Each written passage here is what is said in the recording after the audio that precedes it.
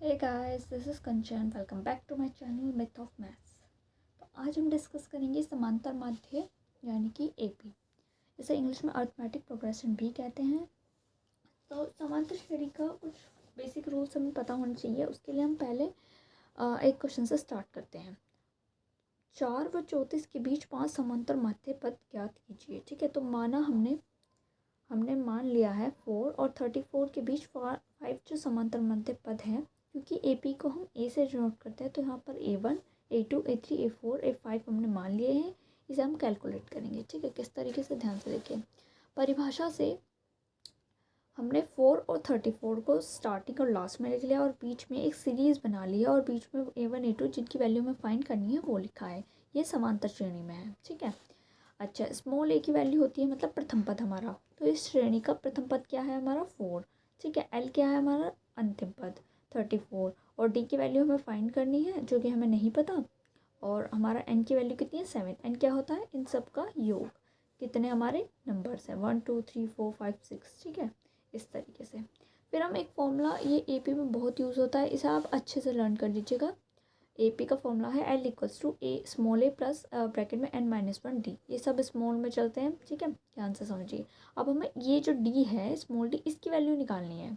तो L की value कितनी है 34, स्मॉल a की वैल्यू कितनी है 4 प्लस N-1, N की वैल्यू कितनी है 7, 7 - 1 एंड D। ठीक है, तो अब फाइंड करते हैं D की वैल्यू। तो ध्यान से देखिए 34, 4 प्लस 7 - 1 6D। देन 34 इधर आ जाएगा तो 30 60 और D की वैल्यू कितनी आ जाएगी फाइनली 5। इतना होने के बाद हमें क्या करना होगा, A की वैल्यू फाइंड करेंगे।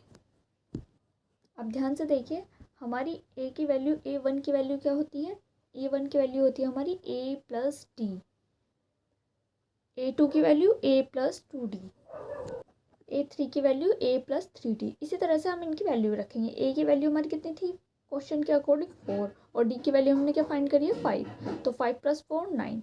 इसी तरह से A प्लस 2D, तो D की मल्टीप्लाई मतलब 5 की मल्टीप्लाई 2 से होगी 10 + 4 14। इसी तरह से सीरीज़ निकाल लेंगे तो हमारी फाइनल सीरीज़ आएगी समांतर पद 9 4 19 24 29। तो जो क्वेश्चन में हमें 5 पद निकालने कहे थे वे हमारे ये होंगे। ठीक है, आई होप ये क्वेश्चन आपको बिल्कुल अच्छे से समझ आया होगा और आप खुद भी इसे अटेम्प्ट कर सकते हैं। इस तरह के कोई भी क्वेश्चन आता है, सिंपली हमें ये फॉर्मूला याद रखना है और वो जो L equals to A plus N-1D वाला फॉर्मूला वो याद रखना है जो कि समांतर माध्य का है। नेक्स्ट ये देखिए, ये सिर्फ AP में अप्लाई होगा, GP में अप्लाई नहीं होगा, इस बात का ध्यान रखना। यदि AP में 3 4 5 संख्याएं ज्ञात करनी है तो निम्न प्रकार से A और D मानकर की जाती है। 3 संख्याएं क्या होंगी, A-D, A प्लस D। ठीक है, AP में कभी भी 3 संख्याएं ज्ञात करनी है तो हम ये वाला फॉर्मूला लगाएंगे। सीरीज ही है ये एक तरह से। ठीक है, 4 संख्याएं होंगी तो A-3D, फिर A-D, A plus D, A plus 3D। इसका किस तरीके से यूज़ होगा मैं आपको क्वेश्चन में बताती रहूँगी। ठीक है, 5 संख्याओं को पूछी हो तो A-2D, A-D, A plus D, A plus 2D।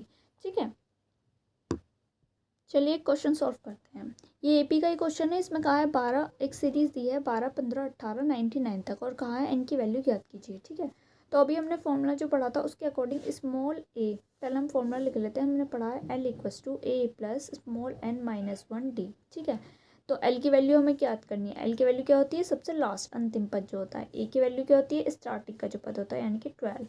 D की वैल्यू किस तरीके से निकालते हैं हम, D की वैल्यू होती है A2 minus A1, A2 minus A1। A2 हमारा 15 हुआ और A1 हमारा 12 हुआ। ठीक है, तो 15 - 12 इक्वल्स टू कितना क्या है 3। ठीक है, तो यहाँ से हमारी टी की वैल्यू आ गई है 3। अब इसमें पुट करते हैं L की value 99 equals to 12 plus N-1 and D की वैल्यू 3। 99 को सॉल्व कर लेंगे 87 प्लस N-, तो यहाँ से 87 इक्वल्स टू N-1 3, यहाँ से 3 इधर से कट कर देंगे तो N की वैल्यू फाइनल क्या आएगी 30। आई होप ये क्वेश्चन आपको बिल्कुल क्लियर होगा। वीडियो पर ऐसी बने रहिए। अगर वीडियो पसंद आई हो तो वीडियो को लाइक ज़रूर कीजिए। नेक्स्ट वीडियो में मिलते हैं हम नए क्वेश्चंस के साथ।